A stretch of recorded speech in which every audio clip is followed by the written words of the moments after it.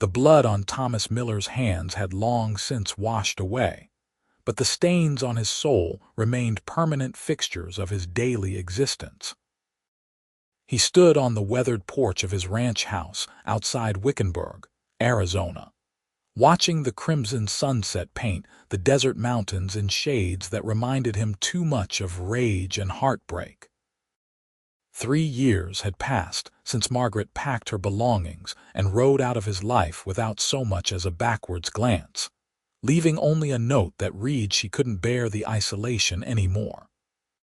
3 years since he'd sworn off the notion of love entirely, dedicating himself instead to his cattle and the unforgiving land that at least remained constant in its cruelty. The November evening of 1887 carried an unusual chill across the high desert, and Thomas pulled his worn jacket tighter as he surveyed his property. At 32 years old, he'd grown accustomed to the silence, even learned to prefer it.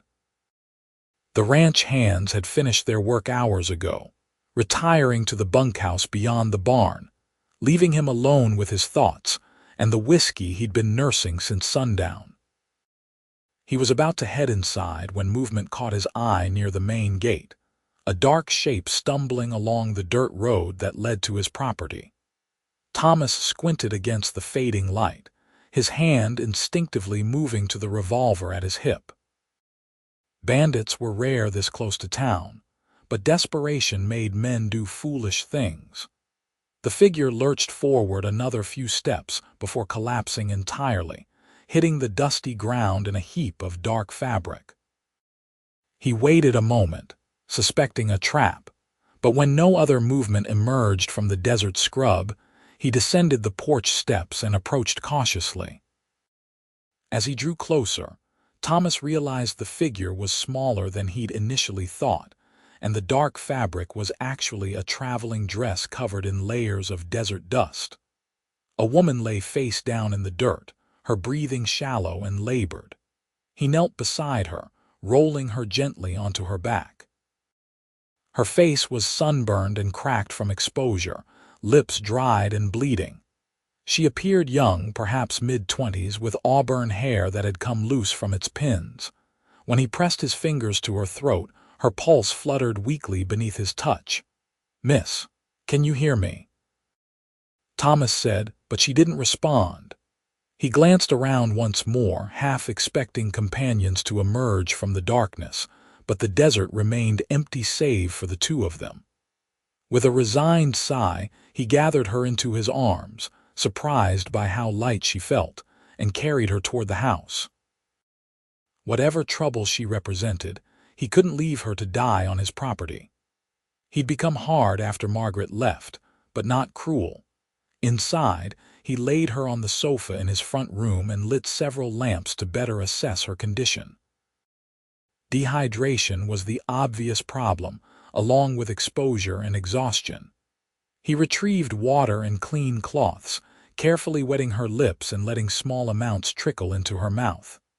She coughed but swallowed reflexively, which he took as a good sign. Throughout the night, he maintained his vigil, periodically offering water and wiping the dirt from her face and hands. Her dress was torn in several places, and her boots were worn nearly through at the soles. Whatever had brought her to his doorstep, she'd traveled far and hard to get here. Dawn broke across the desert in brilliant oranges and golds, and Thomas had just started coffee when he heard stirring from the front room. He found the woman awake, her eyes wide and frightened as she took in her unfamiliar surroundings. Her eyes were a startling shade of green, made more vivid by the redness surrounding them. "Easy now," Thomas said, keeping his voice low and his hands visible. "You collapsed outside my ranch last night. I brought you in. You're safe here." The woman's gaze darted around the room before settling back on him. "Water," she managed, her voice barely above a whisper, raw and painful sounding.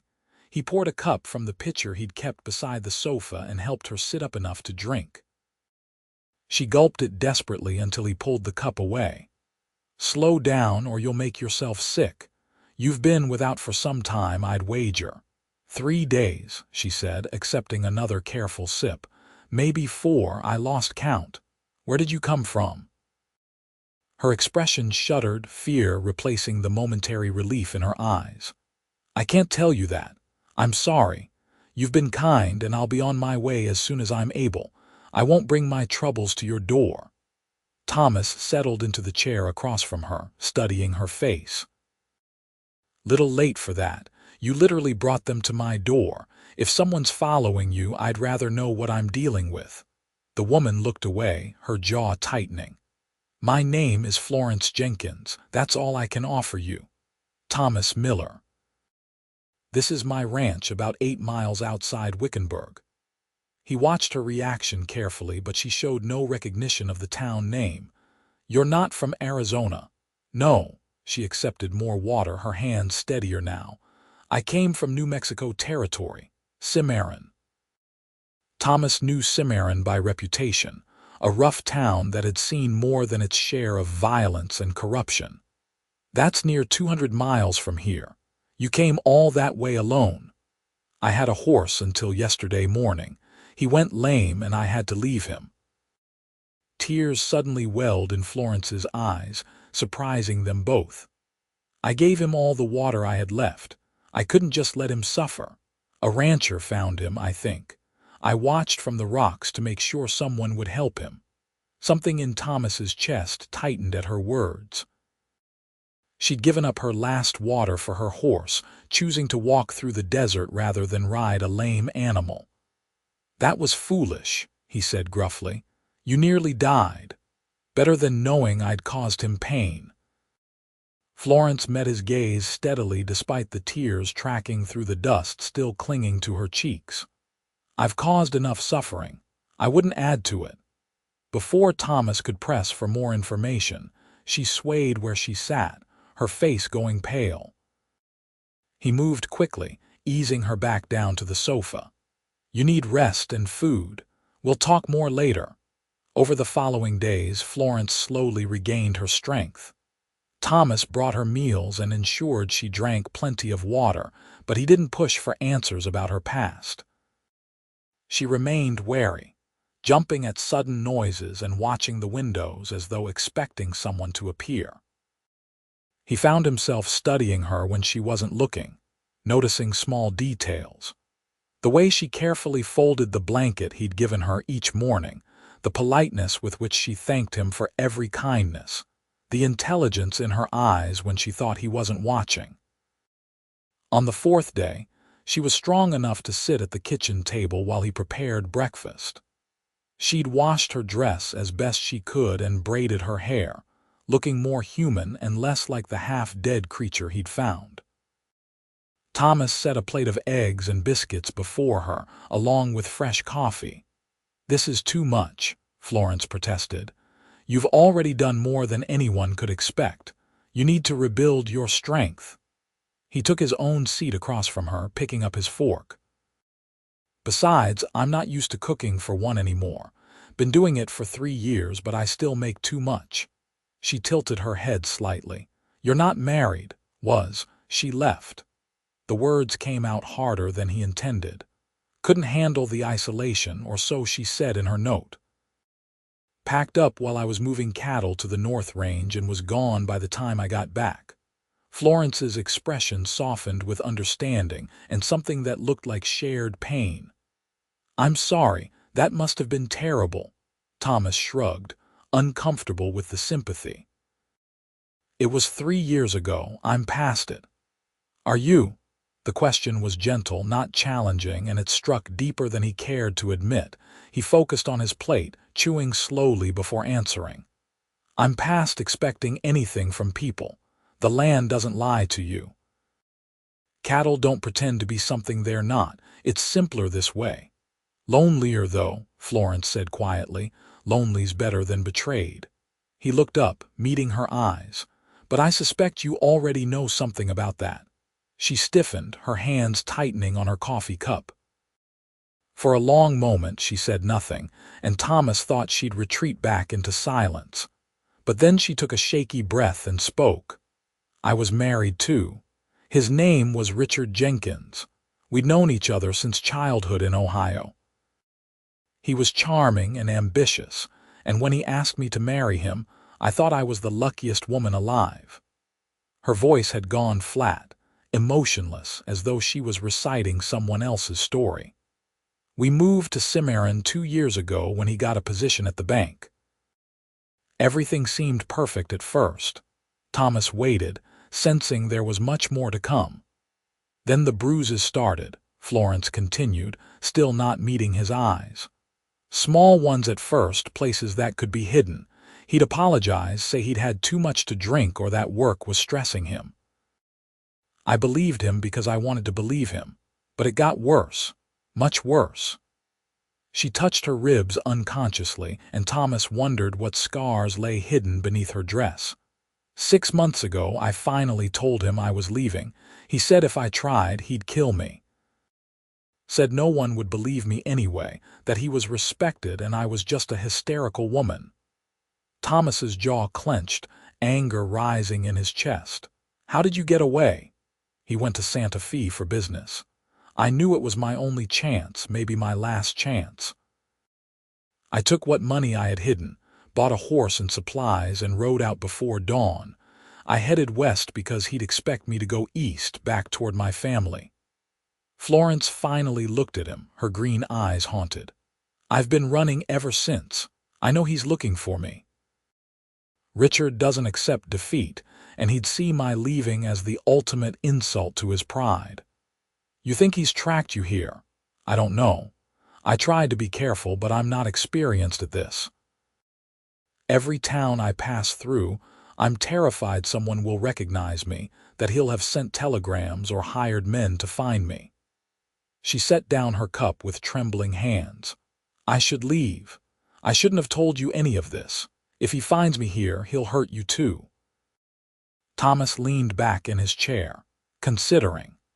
3 years ago, he would have insisted she stay until she was fully recovered, would have offered to help her get settled somewhere safe. But 3 years ago, he'd still believed in things like love and loyalty and the goodness of people. Margaret had burned those beliefs to ash when she left. Yet looking at Florence now, seeing the fear and determination warring in her expression, he found himself saying, "You'll stay until you're strong enough to travel properly. Another week at least. If this Richard comes looking, we'll deal with it then. Why would you risk that for a stranger? Because the desert is unforgiving, and sending you out there weak and unprepared would be the same as killing you myself." He stood, gathering their empty plates. "And because I know what it's like to have someone you trusted turn into a stranger. Different circumstances, maybe, but the betrayal cuts the same." Gratitude and relief flooded Florence's face. "Thank you, Thomas. I'll find a way to repay your kindness. Just get better. That's payment enough." As the days passed, Florence grew stronger, and Thomas found himself looking forward to her presence in ways that unsettled him.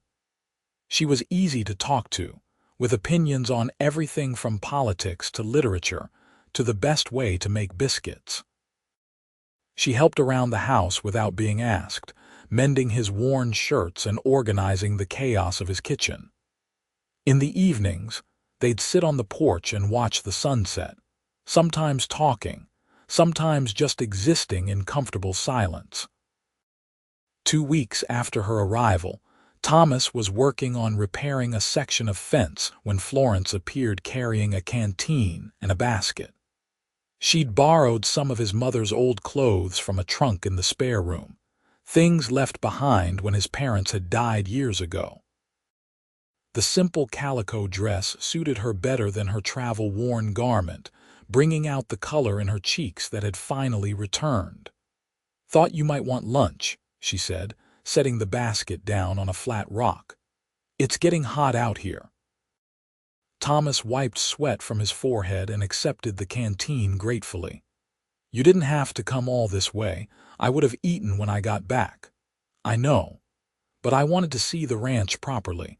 You've talked about it enough that I was curious." She gazed around at the landscape, the rocky hills dotted with scrub and cactus, the distant mountains purple against the bright sky. It's beautiful here, harsh but beautiful. That's one way to describe it. He pulled sandwiches from the basket, handing one to her. Most people just see the harshness. Your wife did. He shouldn't have been surprised she'd bring it up. They'd been dancing around the topic for days. Margaret hated it, said it was too quiet, too empty. She missed the city, missed having neighbors close by and shops to visit. I knew that when I married her, but I thought love would be enough. He bit into his sandwich, chewing slowly. Turns out I was wrong. Florence sat beside him on the rock, their shoulders nearly touching. She was wrong to leave the way she did.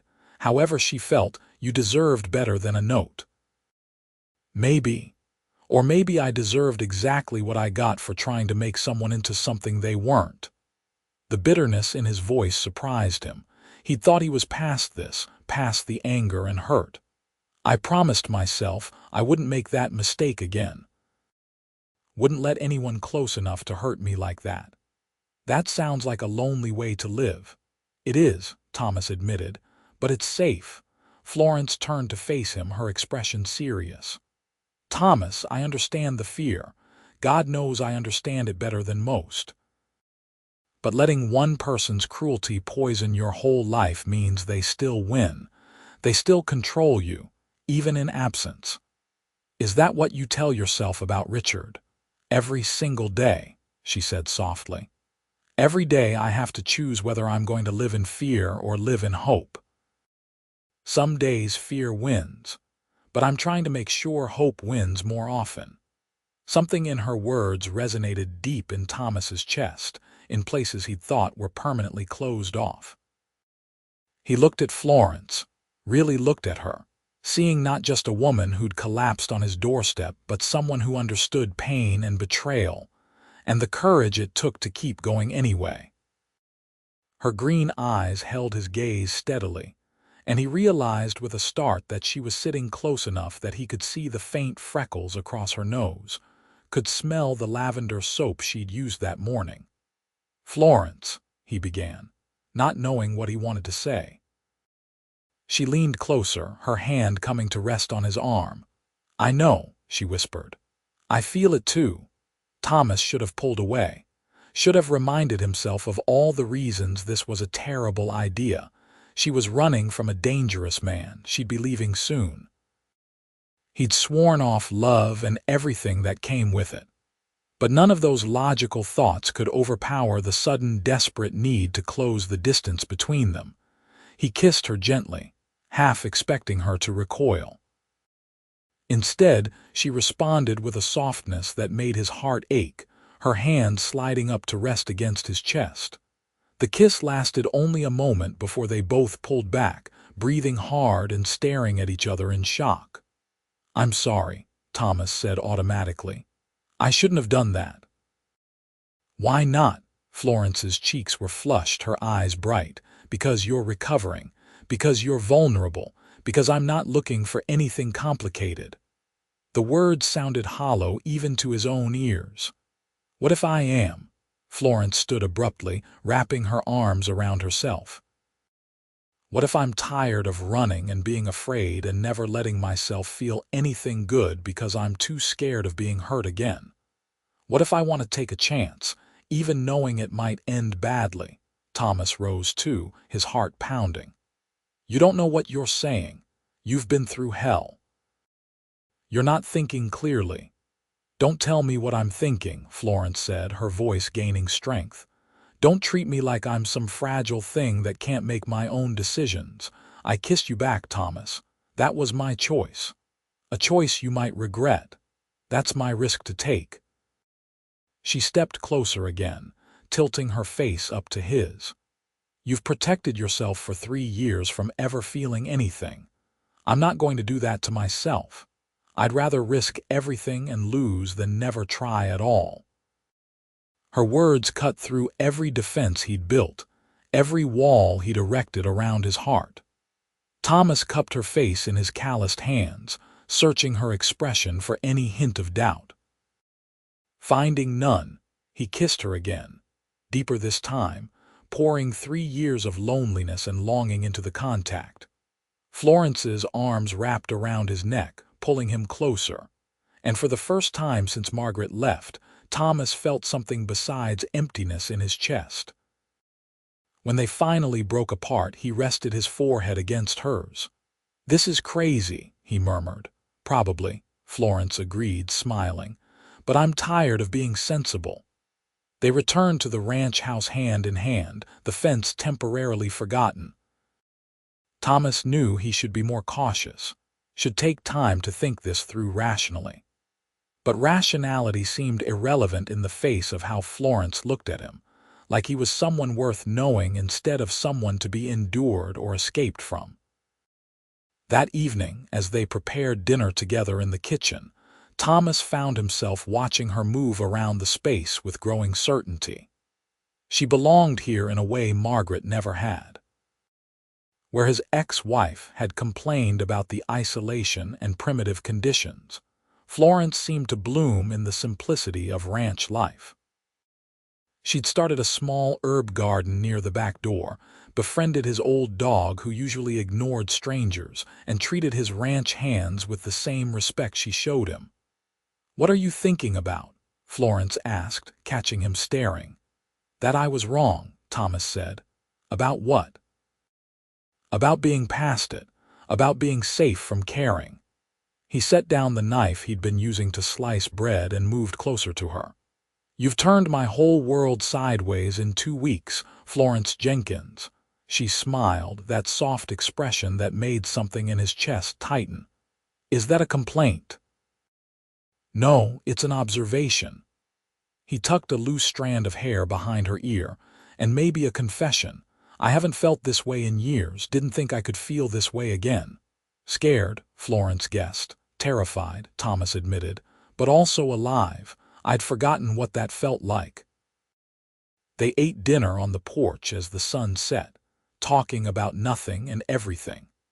Florence told him about growing up in Ohio, about her dreams of traveling and seeing the country before marriage had confined those ambitions. Thomas shared stories about building the ranch with his father, about the challenges of making a life in the harsh Arizona territory. Their knees touched under the table, and neither moved away. As darkness fell and stars began to emerge in the vast desert sky, Thomas reached for Florence's hand. "Stay," he said quietly. "Not just until you're recovered. Stay with me." Florence's breath caught. "Thomas, that's not possible. Richard is still out there looking for me, and you and I barely know each other. 2 weeks ago I was a stranger dying in your yard. You're not a stranger now." He squeezed her hand gently. "And I know it's fast. I know it's probably foolish. But I also know that I haven't felt this sure about anything in 3 years. Since the day you arrived, this house has felt like a home again instead of just a place I sleep. What if he finds me? What if he hurts you? Then we'll deal with it together." Thomas brought her hand to his lips, kissing her knuckles. "I'm not saying everything will be easy, but I am saying I want to try. I want to see where this goes, Florence, if you'll let me." Tears glistened in her eyes, reflecting the lamplight from inside. "I want that too, so much. But I'm frightened, Thomas. I left one marriage that nearly destroyed me. How do I trust this one won't do the same?" "You don't have to marry me tomorrow," Thomas said, though the words felt strange even as he spoke them. A week ago, he'd been convinced he'd never marry again. Now he was contemplating it with a woman he'd known for 14 days. "Take whatever time you need. I'm not going anywhere, and neither are you unless you choose to, but give us a chance. Give yourself a chance to be happy." Florence stood, pulling him up with her. In the starlight, her face was beautiful and vulnerable and brave all at once. "All right," she whispered. "I'll stay. I'll give us a chance." Thomas kissed her then, soft and sweet and full of promise. She melted against him, and he wrapped his arms around her, feeling the rightness of her presence in a way that defied logic. Whatever happened next, whoever came looking, they'd face it together. The following weeks passed in a kind of golden haze. Thomas taught Florence to ride one of his gentler horses, and she proved a quick learner despite her fear of pushing the animal too hard. They worked side by side during the days, her presence making even mundane chores feel companionable. In the evenings, they'd sit close on the porch, talking or simply enjoying each other's company. Thomas found himself smiling more, laughing at her dry observations about the ranch hands or the peculiarities of desert wildlife. His foreman, a grizzled veteran named Pete, pulled him aside one morning. "Been working for you 5 years, boss, and this is the first time I've seen you look content. That lady's good for you." Thomas couldn't disagree. Florence was good for him in ways he hadn't known he needed. She challenged his cynicism, called him out when he was being unreasonable, and somehow saw past the walls he'd built to the man he'd been before Margaret left. And increasingly, he found himself thinking about a future that included her permanently. But the past, as it often did, came calling. It was late afternoon in early December when a stranger rode up to the ranch. Thomas was in the barn when one of the hands came running to fetch him, saying a well-dressed man was asking questions about a woman matching Florence's description. Thomas's blood ran cold. He found Florence in the kitchen, her face pale as she looked out the window at the visitor. "It's not Richard," she said, relief and fear mixing in her voice, "but it might be someone he sent." Thomas checked his revolver, then handed Florence his rifle. "Can you shoot?" "Yes." "My father taught me." "Good. Stay inside. Lock the doors. If anything goes wrong, don't hesitate." He squeezed her shoulder briefly. "It'll be all right." Outside, the stranger sat atop a fine black horse, his suit dusty but expensive. He was perhaps 40, with calculating eyes that took in every detail of the ranch. "Thomas Miller?" he asked as Thomas approached. "That's right. What's your business here?" "Name's Garrett Walsh. I'm a private investigator out of Santa Fe. I've been hired to locate a woman named Florence Jenkins. I have reason to believe she may have passed through this area." He pulled a photograph from his jacket, showing it to Thomas.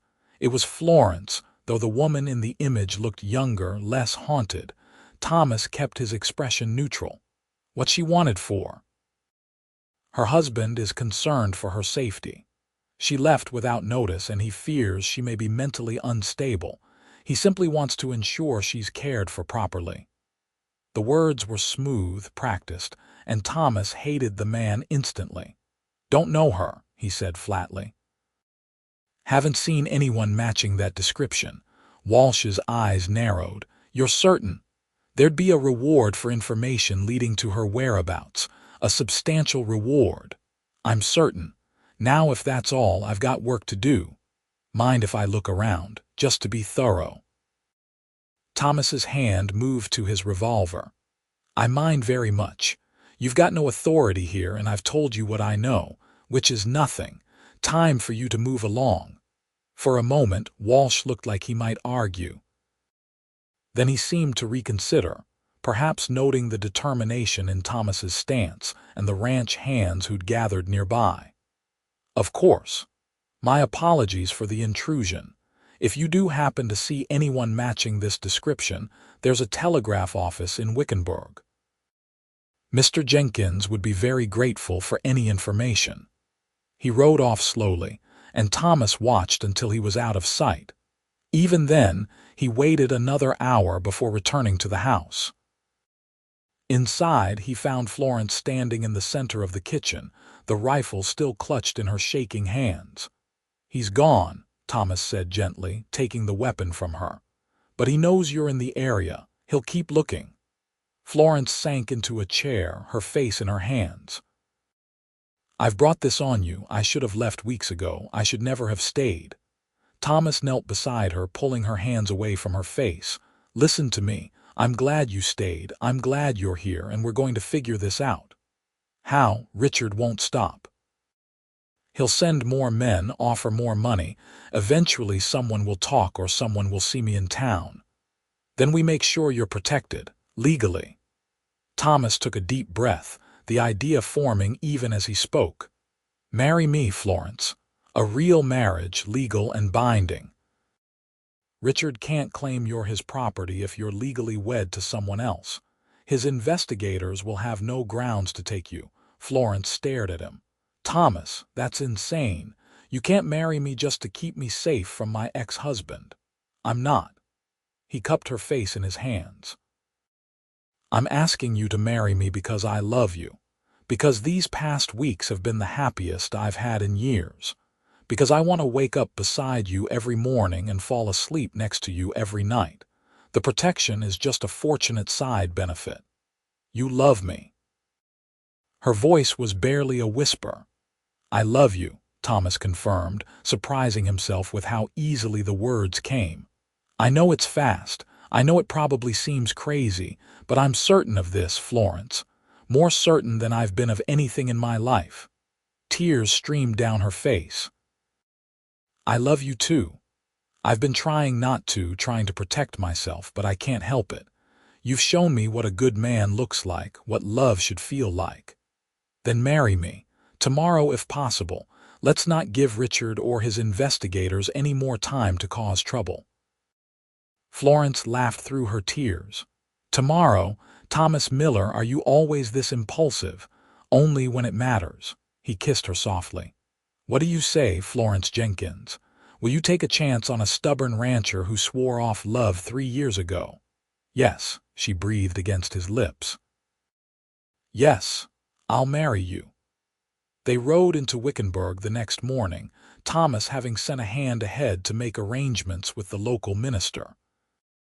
The town was small but growing, its main street lined with businesses serving the surrounding ranches and the occasional prospector still hoping to strike silver.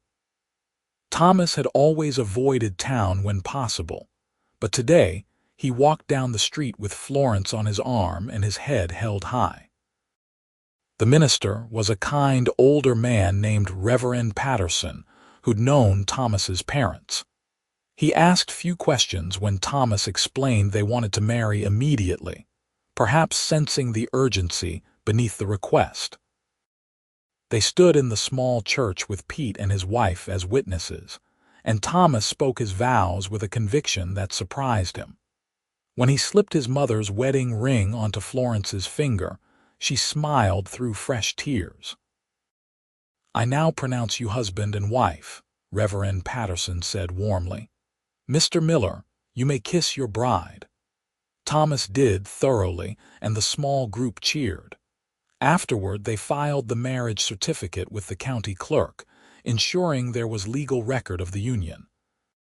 If Richard Jenkins or his investigators came looking now, they'd find Florence Miller, a married woman beyond their reach. Back at the ranch that evening, reality began to settle in. They were married. Thomas had a wife again, and this time it was a woman who'd chosen the ranch and the isolation and him with full knowledge of what she was accepting. Florence moved her few belongings into his bedroom, and they stood awkwardly for a moment, the significance of the situation suddenly overwhelming. "We don't have to," Thomas began, but Florence placed her fingers over his lips. "I want to," she said quietly. "I'm nervous, but I want this. I want you." She paused, then added, "Richard was never gentle, never patient. I need you to know that before we go further." Thomas's jaw clenched at the implication. "I'll never hurt you, Florence. Never. If you need to stop at any point, just tell me," she nodded, trust shining in her eyes. "I know. That's why I'm not afraid."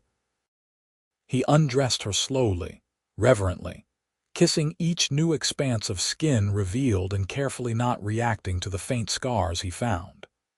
She trembled in his arms but gradually relaxed as he continued to be gentle, patient, focused entirely on her comfort and pleasure. When they finally came together, it was with a tenderness that brought tears to both their eyes. Afterward, Florence curled against his chest, her breathing evening out into sleep. Thomas held her, marveling at the turn his life had taken. 6 weeks ago, He'd been alone and convinced that was his future. Now he held his wife in his arms, and the word didn't inspire dread but rather a fierce protectiveness and growing joy. The winter passed quietly. No more investigators appeared, and Thomas began to hope that perhaps the marriage had been enough to dissuade Richard's pursuit. Florence thrived on the ranch, her initial nervousness about her new role giving way to confidence. She reorganized the household, improved the ranch's bookkeeping system, and even began teaching some of the ranch hands to read in the evenings. Thomas watched her bloom and fell more in love with her every day. In February, Florence appeared in the barn one afternoon with news that made Thomas drop the saddle he'd been repairing. "I'm pregnant," she said, her expression a mixture of joy and trepidation. "Are you happy?" Thomas crossed to her in 3 long strides, sweeping her into his arms and spinning her around. "Happy, Florence, I'm thrilled. Terrified but thrilled." She laughed, clinging to him. "Me too. I never thought I'd want children after everything with Richard, but with you it feels right. It feels possible." Over the following months, Thomas watched Florence's body change and felt awe at the life growing inside her. He built a cradle in the barn, sanding it smooth and painting it carefully. They prepared the spare room as a nursery, and Florence sewed tiny clothes with help from Pete's wife and the other ranch women who'd gradually befriended her. In early October 1888, nearly a year after Florence had collapsed on his doorstep, their son was born. The labor was long and difficult, and Thomas paced the porch in terror while the midwife worked inside. But when he finally heard the baby's cry, followed by Florence's exhausted laugh, relief nearly dropped him to his knees.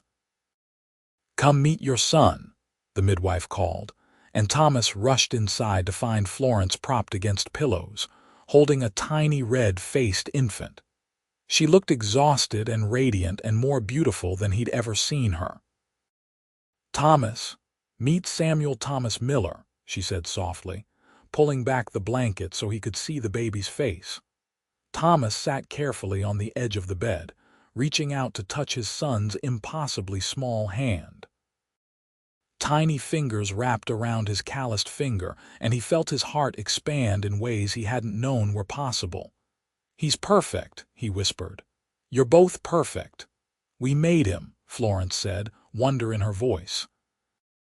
Out of all the pain and fear and running, something this beautiful came from it. Over the next months, Thomas discovered that love could expand in infinite directions. He loved watching Florence nurse their son, loved the sound of her singing lullabies in the middle of the night, loved coming in from work to find her playing with Samuel on a blanket spread in the shade. His old cynicism seemed like a relic from someone else's life. When Samuel was 6 months old, an official-looking letter arrived. Thomas opened it with dread, fearing news from New Mexico, but found instead a legal document. Richard Jenkins had been killed in a dispute at a gambling hall in Santa Fe. According to the letter from a lawyer Florence didn't know, Richard's death freed her from any remaining legal connection to him. Florence read the letter twice before setting it down with shaking hands. "It's really over," she said, disbelief in her voice. "He can't hurt me anymore. He can't find me or take me back or harm anyone I love." Thomas pulled her into his arms, feeling her tears soak his shirt. "It's over," he confirmed. "You're safe. We're all safe." That evening they sat on the porch with Samuel sleeping in his mother's arms, watching the sunset paint the desert in brilliant colors. "Do you ever regret it?" Florence asked quietly. "That I showed up when I did, bringing all my problems with me." Thomas considered the question seriously. A year ago, he would have said isolation was safety and love was just another word for eventual pain. But now, looking at his wife and son, feeling the contentment that had become his daily existence, he knew the truth. "Never," he said firmly. "You gave me my life back, Florence." You taught me that being hurt once doesn't mean being broken forever. I'd trade all the safe isolation in the world for this." She leaned against his shoulder. "I used to think surviving was enough, that if I could just stay alive and free, that would be sufficient. But you showed me the difference between surviving and living, between existing and thriving." They sat in comfortable silence as the stars emerged, and Thomas thought about the strange paths life could take. If Florence had collapsed a mile further down the road, she would have reached someone else's property. If he'd been less kind or more suspicious, he might have turned her away. If either of them had let their past wounds control their future, they'd have missed this entirely. But instead, they'd both chosen to risk vulnerability again. Chosen to believe that not everyone would betray them, that love didn't always end in pain. And in doing so, they'd found something neither had been looking for but both desperately needed. 2 years later, Florence gave birth to twin daughters, Emma and Grace, who inherited their mother's green eyes and their father's stubborn determination. The ranch prospered, and Thomas expanded the operation, hiring more hands and acquiring additional land. Florence continued managing the household and books, while also becoming known in Wickenburg for her charitable work helping other women in difficult situations.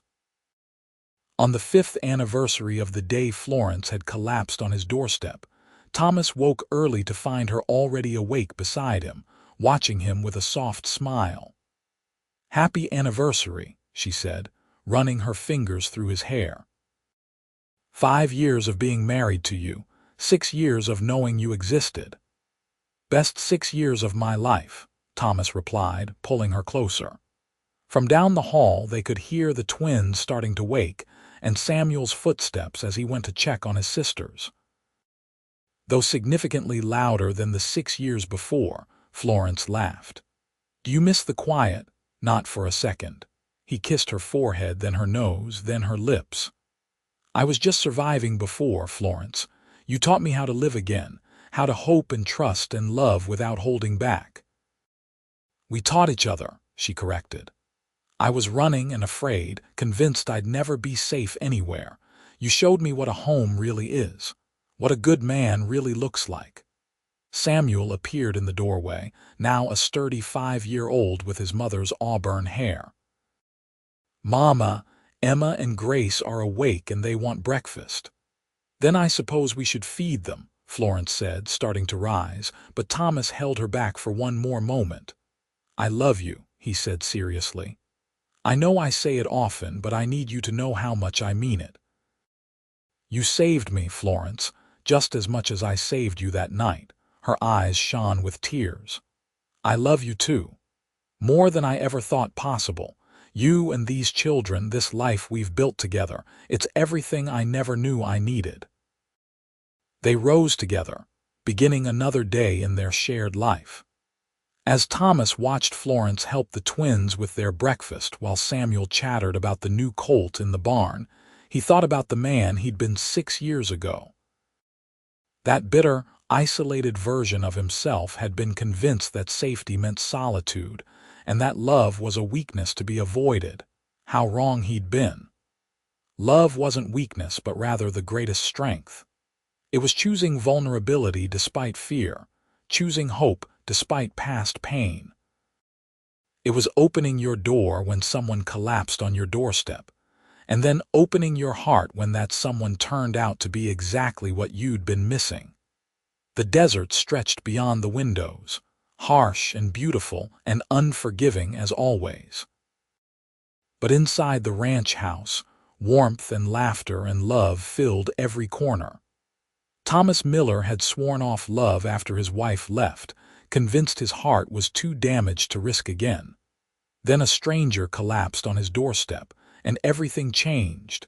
He wouldn't have it any other way. Years continued to pass with the rhythm of seasons and the growth of children. Samuel proved to be a natural horseman, while Emma showed an aptitude for numbers that delighted her mother. Grace inherited her father's connection to the land, always wanting to be outside, studying plants and animals with intense curiosity. On Samuel's 10th birthday, Thomas took him on his first cattle drive to the northern range. They rode side by side, and Thomas felt the profound satisfaction of passing his knowledge to his son. Around the campfire that night, Samuel asked about how his parents had met. "Your mother appeared when I needed her most," Thomas said, stirring the fire. "Though I didn't know I needed anyone at the time, I thought I was fine alone." "But you weren't." Samuel was at that age where he questioned everything, trying to understand the world. "No, I wasn't. I was existing, going through the motions, but not really living. Your mother reminded me what it meant to be fully alive." Thomas looked up at the stars, remembering that night 6 years ago. Sometimes the best things in life are the ones we don't plan for, the ones that surprise us. Back at the ranch, Florence stood on the porch she'd stood on so many times before, watching for their return. The twins played nearby, their laughter carrying on the evening breeze. This place that had once been a haven of isolation had become a home filled with life and love.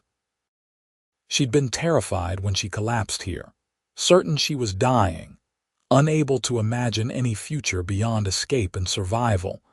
Now she had 3 beautiful children, a husband who cherished her, and a community that respected her. The ranch had become her sanctuary not because it hid her from the world, but because it was the foundation for everything she'd built. She was Florence Miller, successful rancher's wife, mother, and woman of substance in Wickenburg. The frightened, bruised woman who'd fled Cimarron seemed like someone from another lifetime. When Thomas and Samuel returned, Samuel bursting with stories about the drive, Florence hugged them both tightly.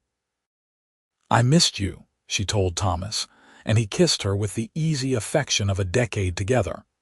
"Missed you too. Ranch runs smoothly while we were gone. Perfect. Pete handled everything beautifully, and the twins only asked about their brother approximately 100 times per day." They stood together on the porch after the children had gone to bed, the same position they'd stood in countless times over the years.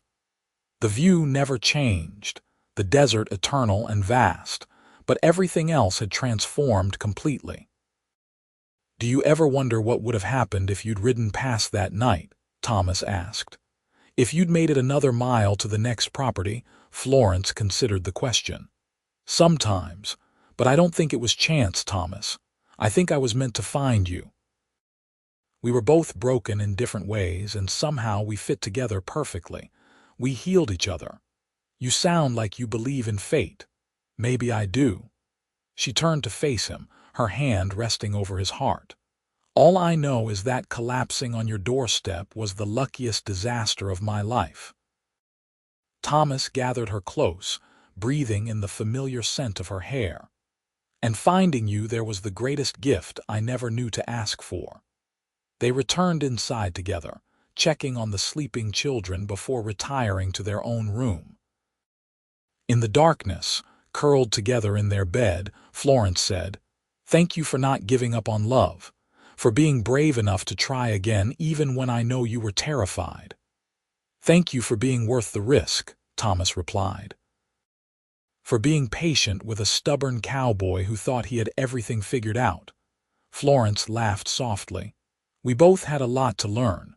Still learning," Thomas agreed, "but I'm grateful for every lesson." As they drifted toward sleep, comfortable in the routine of a decade together, Thomas reflected on the unexpected path his life had taken. He'd been so certain after Margaret left that solitude was his destiny, that protecting his heart meant never risking it again. He'd built walls and convinced himself they were wisdom rather than fear.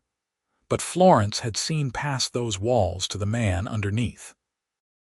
She'd been vulnerable enough to accept his help, brave enough to stay when she could have run, and loving enough to believe they could build something real together.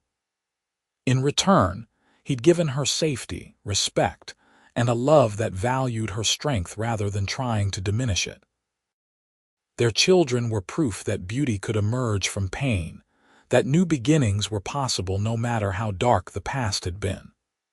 Samuel, Emma, and Grace would grow up knowing that love meant partnership and respect, that strength could be gentle and gentleness could be strong. They'd never doubt their worth or their safety, never fear the people who claimed to love them. The ranch continued to thrive over the years. Samuel eventually took over more responsibilities, proving himself a capable rancher with his father's dedication and his mother's head for business. The twins grew into remarkable young women, Emma pursuing teaching and Grace studying agriculture at the university in Tucson. Thomas and Florence watched their children's successes with pride, knowing they'd broken the cycles of pain that had marked both their first marriages. On their 20th anniversary, Thomas and Florence took a rare trip alone, leaving the ranch in Samuel's capable hands.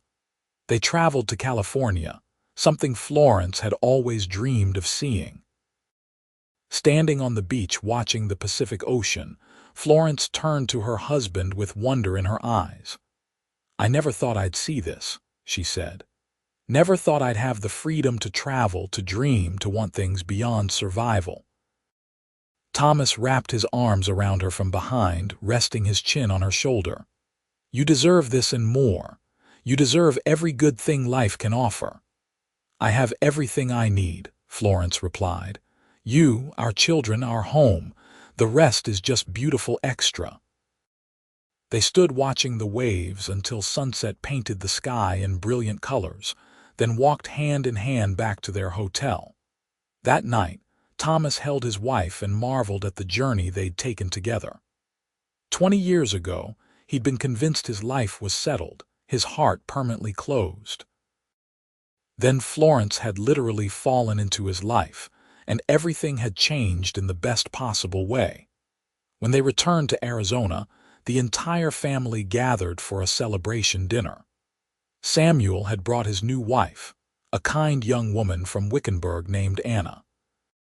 The twins were home from their respective schools, full of stories and ambitions.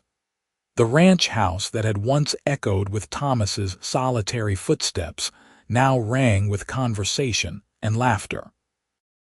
Later, after their children had departed for their own lives and homes, Thomas and Florence sat once more on their porch. They were older now, gray threading through their hair and lines marking their faces, but the love between them had only deepened with time. No regrets. Thomas asked the same question they'd revisited over the years. "Not a single one," Florence answered firmly. "You. Just that I wasted 3 years being stubborn before you arrived," Florence laughed. "You needed those 3 years. We both needed our journeys to bring us to that moment. If we'd met earlier, we might not have been ready for each other." Thomas considered her words and found wisdom in them. His pain from Margaret's abandonment had taught him not to take love for granted. Florence's suffering at Richard's hands had taught her what real love should look like. They'd both arrived at his doorstep that November evening carrying wounds, but somehow those wounds had made them better able to heal each other. "I love you, Florence Miller," Thomas said, pulling her close. "More today than yesterday, less than tomorrow." "And I love you," she replied, settling against his shoulder. "My stubborn cowboy who saved my life and then taught me how to truly live it." The stars emerged above them, the same stars that had witnessed their first kiss, their wedding, the births of their children, and countless quiet moments of contentment. The desert stretched beyond their porch, unchanged and unchanging. But the two people sitting together had been transformed entirely by the courage to risk love again. Thomas Miller had sworn off love after his wife left, building walls around his heart and convincing himself isolation was wisdom. Then a stranger collapsed on his doorstep, and in choosing compassion over suspicion, in opening his door and eventually his heart, he'd found everything he'd stopped believing existed. Real partnership, genuine love, a home filled with warmth instead of echoes. And Florence Jenkins, running from a past that had nearly destroyed her, had found not just refuge but redemption. A man who saw her strength rather than trying to break it. A love that empowered rather than diminished. A future that expanded rather than contracted. Together, they'd built something neither could have created alone. A family, a legacy, a love story that began with desperation and transformed into devotion. They'd proven that broken hearts could heal and that the courage to try again after betrayal was the bravest thing of all. As they rose to head inside for the night, Thomas paused to look back at the road leading to his ranch. 21 years ago, he'd seen a figure stumbling down that road and almost hadn't investigated. Almost had stayed on his porch with his whiskey and his solitude. But something had compelled him forward, and that decision had changed everything. "What are you thinking?" Florence asked, following his gaze. "That I'm grateful for every choice that led us here," Thomas said. "Every hard road we traveled, every pain we endured, because it brought us to each other." Florence took his hand, lacing their fingers together with the ease of decades of practice. "Come inside, my love. Tomorrow's another day, and I want to spend tonight remembering all the beautiful yesterdays we've shared." They walked into their home together, leaving the desert night behind but carrying with them all the memories, challenges, and triumphs of their years together. The door closed behind them, and warm light glowed from the windows, a beacon of the life they'd built from the ashes of their past sorrows. Thomas Miller had sworn off love, but love had found him anyway, arriving desperate and dying on his doorstep. And in choosing to help a stranger, in finding the courage to risk his heart one more time, he discovered that the greatest adventures often begin with the smallest acts of kindness. Florence had given him back his capacity for joy, and he'd given her safety and the space to become everything she was meant to be. Their story was one of second chances and hard-won happiness, of two broken people who'd found wholeness in each other. It was proof that endings could become beginnings, that the darkest nights could give way to the brightest dawns, and that love, real love, was always worth the risk. And on a ranch outside Wickenburg, Arizona, that love continued to grow and thrive, a testament to the truth that sometimes the best things in life are the ones we never see coming, arriving unexpected and transforming everything in their wake.